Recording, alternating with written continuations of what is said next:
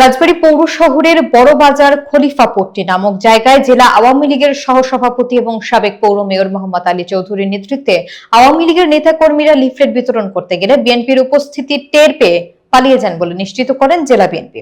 বিস্তারিত দেখুন বাবলু শেখের প্রতিবেদনে।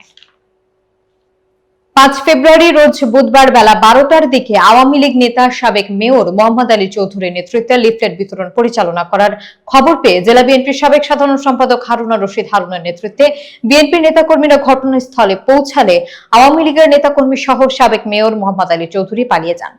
এ সময় জেলা বিএনপির পক্ষ থেকে প্রতিবাদ বিক্ষোভ করা হয়। উপস্থিত ছিলেন জেলা বিএনপির যুগ্ম আহ্বায়ক রেজাল করিম পিন্টু, জেলা স্বেচ্ছাসেবক দলের সভাপতি মোস্তাফিজুর রহমান লিখন, জেলা ছাত্র দলের সভাপতি আরিফুল ইসলাম রোমান ও সদর উপজেলা বিএনপি যুগ্ম আহ্বায়ক আনোয়ার হোসেন সর্দার সহ অন্যান্য নেতৃবৃন্দরা উপস্থিত ছিলেন। আপনারা জানেন তার দোষরা এখনো বিভিন্ন জায়গায় অবস্থান করছে এবং তারা আওয়ামী লীগকে পুনঃস্থাপন করার জন্য বিভিন্নভাবে তাদের ব্যর্থ প্রচেষ্টা চালাচ্ছে। আমরা বাংলাদেশ জাতীয় দলের পক্ষ থেকে বলতে চাই, যতদিন পর্যন্ত আমাদের শহীদের রক্ত ঋণ পরিশোধ না করতে পারবো আমরা, ততদিন পর্যন্ত আওয়ামী লীগের দোষরা যত এই রাজনৈতিক কর্মকাণ্ড মাঠে নামলেই আমরা তাদেরকে প্রতিহত করব।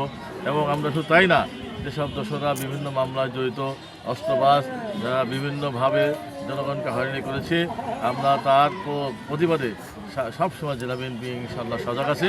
আওয়ামী লীগের কোনো রাজনৈতিক তৎপর থাকলে আমরা সেটা কঠোর শাস্তি তৎপর।